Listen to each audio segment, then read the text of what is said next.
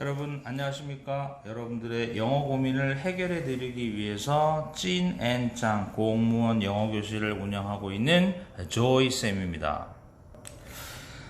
지금은 이제 뭐에 대한 강의를 해드리려고 하냐면 7월 11일에 있었던 국가공무원 9급 영어시험 문제의 어법에 관한 문제를 여러분들에게 한번 분석을 해드리면서 우리가 어떤 대비를 하고 어떤 방향으로 문법 문제에 대한 대비를 해야 될 것이고 또 문법 문제를 어떻게 풀면 좋을지 이제 이런 것에 대한 얘기를 한번 해드릴까 합니다. 여러분들이 어법 그러면 상당히 이제 부담스러운 게 사실이잖아요.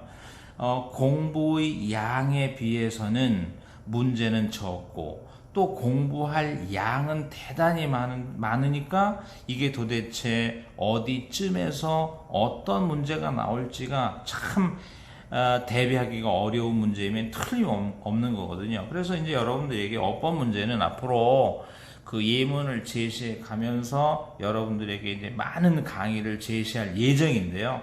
우리가 오늘은 간단하게 첫 번째 충고 문장을 중심으로 풀지 마라. 어법 문제도 당연히 단어 중심의 어법 문제를 풀도록 해라. 비록 문제는 문장의 형태로 주어져 있지만 그 문장 전체를 가지고 문법 문제를 묻는 것이 아니라 당연히 다시 한번 얘기하면 어법 문제가 이렇게 문장의 형태로 나와 있기는 하지만 이러한 문장 전체로 어법을 묻는 그러한 개념이 아니다. 문장 속에 있는 어떤 단어를 가지고 어법 문제를 묻고 있을 것이다. 이렇게 되니까 우리가 당연히 문장을 중심으로 하지 말고 그 문장에 있는 단어를 발견해 보라. 이런 충고를 제일 먼저 드리는 거죠. 이 단어 중에는 품사편 출신의 단어들이 있을 거 아니냐.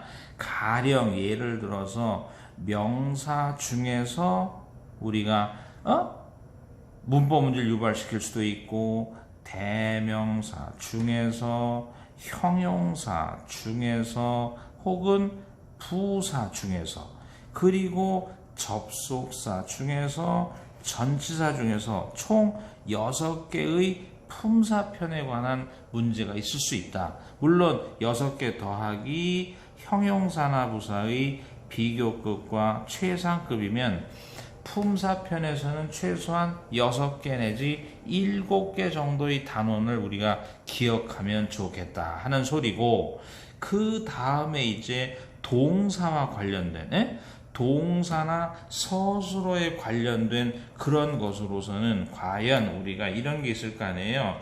동사의 종류, 즉 가장 쉽게 자동사냐 타동사냐, 보호가 필요하냐 필요치 않으냐, 수의 일치, 시제나 태, 가정법. 이것은 우리가 동사가 어디에 얽혔을 때 이야기일까요? 서술어에 얽혔을 때 이야기고, 부정사나 분사나 분사구문은 동사가 어디에 얽혀 있을 때일까요? 서술어 아닌 곳에 얽혀 있을 때의 문제 아니겠느냐. 아무튼 우리가 다시 문법에는 어떤 단원들이 있을까를 먼저 한번 생각해 보시면, 다시 얘기하면 품사 쪽에서 명사, 대명사, 형용사, 부사, 그 다음에 동사, 접속사, 전치사라는 품사적 개념에서 어떤 문제를 낼 수 있지 않느냐. 두 번째는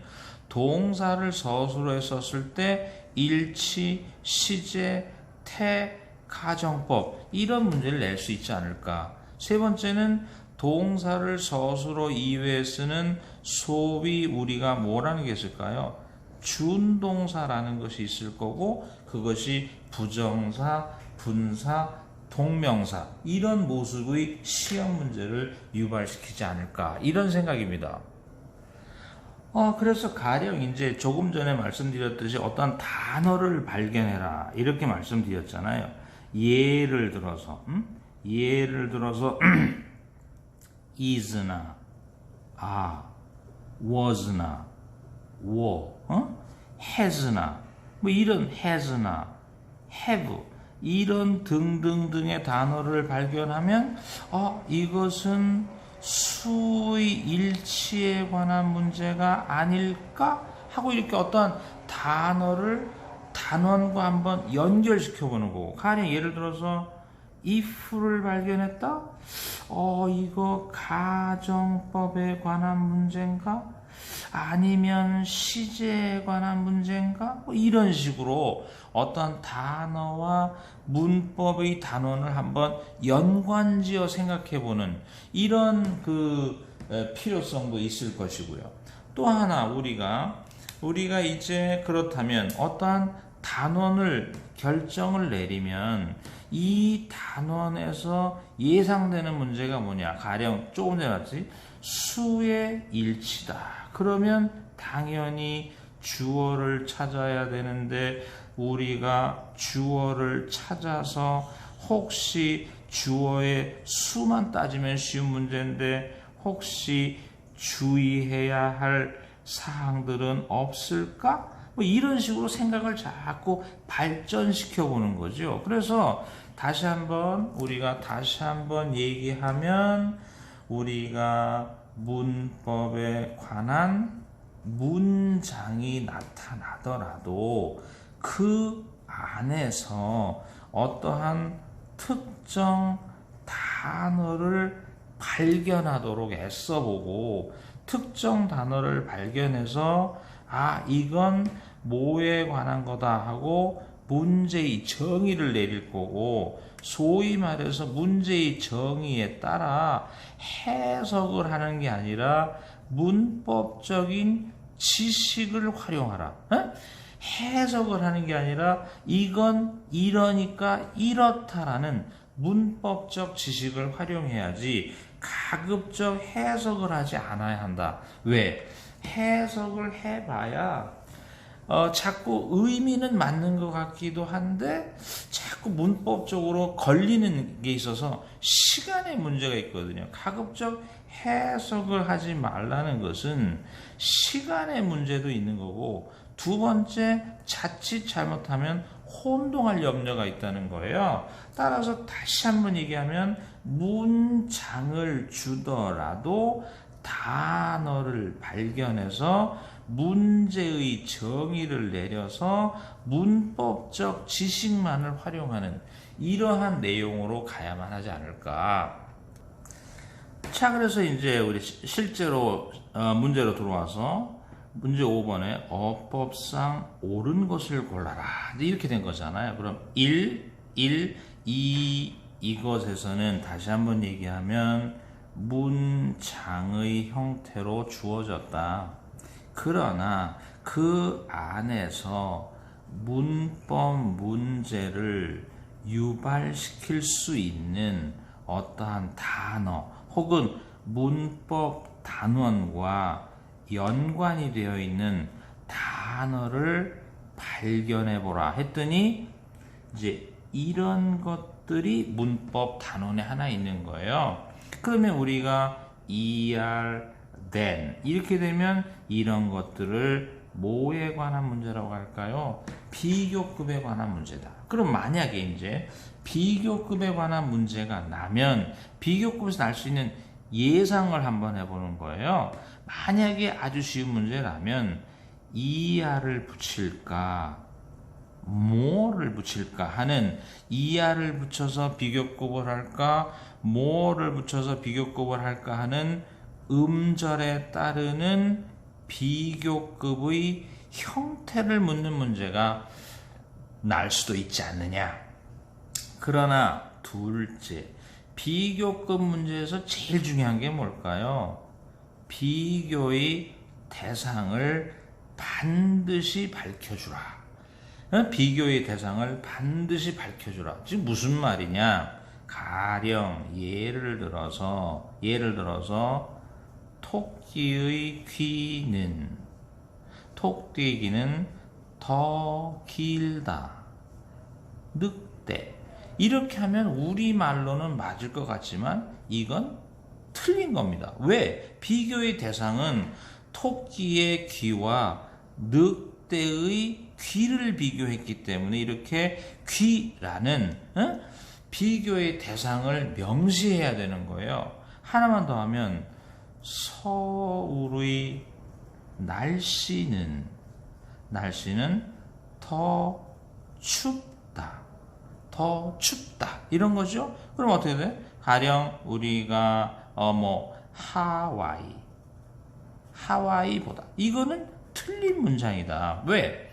우리가 지금 비교하는 건 서울의 날씨와 하와이의 날씨를 비교하는 거잖아요. 그러니까 이래야만 맞는다는 거예요.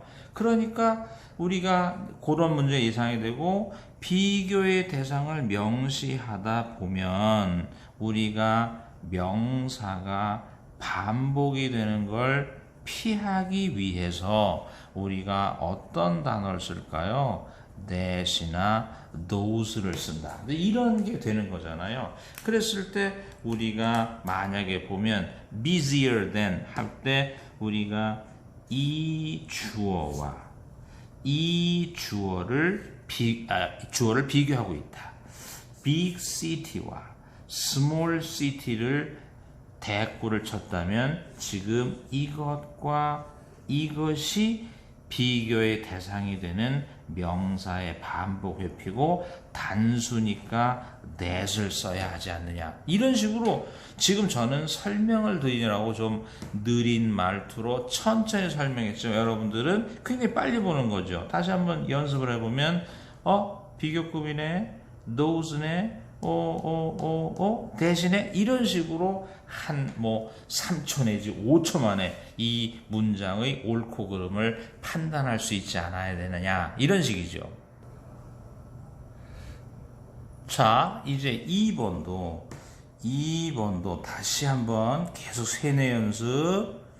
문장의 형태로 문법 문제를 주었다면 우리가 문장을 다루기를 하지 말고 반드시 저 문장 속에 있는 문법 성향이 있는 단어를 발견해 보라. 이렇게 된 거잖아요. 그랬을 때 쭉 읽어가다가 만약에 여러분들이 이런 단어도 우리가 배운다. 그렇다면 단어를 발견했으면 example, 이제 when을 발견한 거잖아요. 그 when에 대해서 도대체 뭘 배웠냐 하고 물으면 이런 거잖아요. 우리가 when에 대해서 뭘 배웠냐 하고 물으면 실제로 when이라는 단어를 배우는 것은 접속사에서 배우기는 한다. 그러나 우리가 when이라는 단어는 시제편에서도 배우기도 한다. 그러면 도대체 네가 이 when이라는 단어를 시제편에서 뭐라고 배우냐 이렇게 된 거잖아요. when이라는 단어를 시제에서 뭐라고 배우냐 하고 물으면 시간을 나타내는 뭐뭐 할 때 when, 하고 나서 after, 하기 전에 before, 하자마자 as soon as, 할 때까지 until, 할 때까지 by the time 이런 단어를 배운다. 조건을 나타내는 부사절을 유도하는 접속사 when, if 참. 그러면 이렇게 시간과 조건을 나타내는 부사절이라면 미래 의미가 있더라도 무엇을 써라? 현재 시제로 표현해라. 이런 걸 배우는 거잖아요. 그랬을 때 when이라는 단어가 접속사로서 부사절을 유도할 때 미래적 의미에 대해서 미래를 쓰지 마라 하는 소리에 이건 틀렸다. 이렇게 이제 말을 할 수 있는 거잖아요. 그럼 마찬가지로 또 한번 설명을 드리면 굉장히 장황하게 설명을 했지만 여러분들이 실제로 문제를 풀 때는 딱 이거 생각하는 거죠. when이네, 미래네, 현재 써야 되는데 그러면 이거 틀렸네 라고 판단할 때까지 소요되는 시간은 뭐 3초 내지 5초면 되지 않겠습니까? 자, 이제 또 3번에 대해서도 다시 한번 문장의 형태로 되어 있으나 그 중에 단어를 발견해 보라. 이렇게 된 거잖아요. 그렇다면 워라는 단어는 수의 일치 문제에 나올 수도 있고, 두 번째 them이라는 단어도 우리가 인칭 대명사로서 이것은 하나의 수, 즉 명사의 반복을 피할 때 명사의 수, 즉 수라는 것은 단수냐 복수냐, 다음에 격이라는 것은 그 역할, 쉽게 얘기해서 주어의 역할을 했느냐 목적어의 역할을 했느냐, 이런 걸 따지는 게 여기서는 솔직한 얘기로 가장 우리에게 와닿는 문제이면 틀림없습니다. 그랬을 때 여러분들이 간단히 생각하면 raisins 하고 복수형이니까 were를 쓴 것은 좋아 보입니다. 두 번째, 우리가 ate them 했을 때에 ate는 지금 타동사거든요. 그러면 타동사의 목적어 역할을 했으니까 목적격을 쓴 것은 좋아 보이고, 그 다음에 raisins를 받았으니까 그것이 복수로 쓰여서 우리가 두 가지잖아요. 두 가지 복수이면서 목적격인 단어에는 뭘 쓸까? them.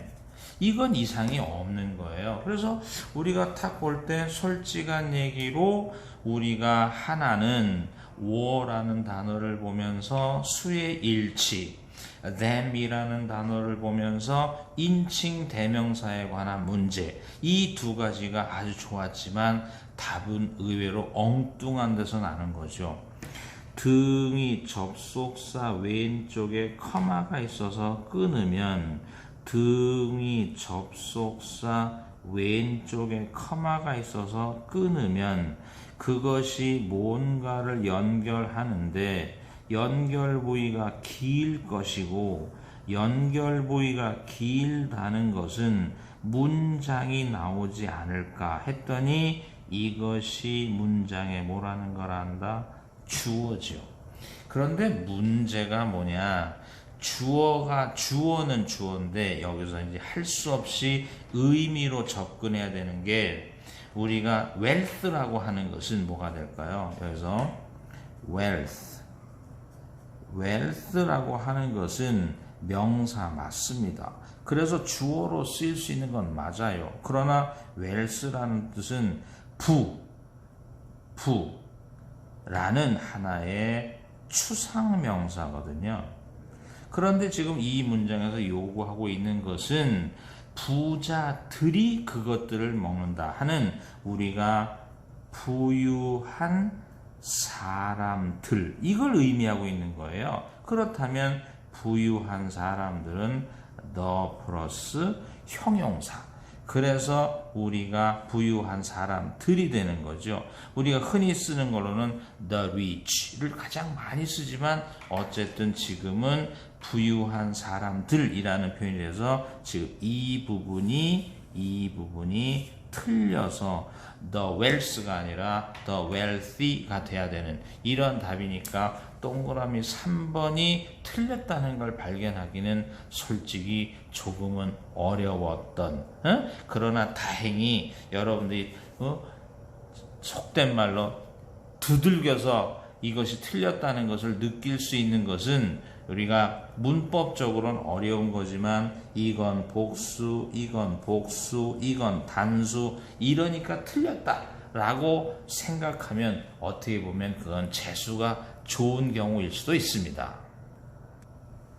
자, 이제 4번을 보시면요. 4번을 보시면 다시 한번 비록 문법 문제가 문장으로 주어 있더라도 그 속에서 어떠한 단어를 발견해 보라. 그랬을 때 여러분들 생각에는 이 문장에서 문법적인 단어가 뭐가 있다고 생각되시나요? much다. how다. 이게 문법적인 단어라는 거예요. 그럼 much라는 단어는 왜 문법적인 단어냐? much라는 단어는 명사를 수식하되 이 명사가 셀 수 없는 명사의 단수여야만 한다. 그러면서 항상 뭐하고 비교를 할까요? many하고 비교를 한다. many는 항상 명사를 수식할 때 이 명사가 셀 수 있는 명사의 복수여야만 한다. 이런 문법적인 것 때문에 문제가 될 수 있는 거죠. 그랬더니 much가 gray를 수식하면서 gray는 명사가 단수형이니까 좋아 보인다. 다음, 그럼 how라는 단어는 어떤 문법적 특징을 갖고 있을까요? 이제 이게 문제잖아요. 그러면 how라는 단어는 이런 거예요. how는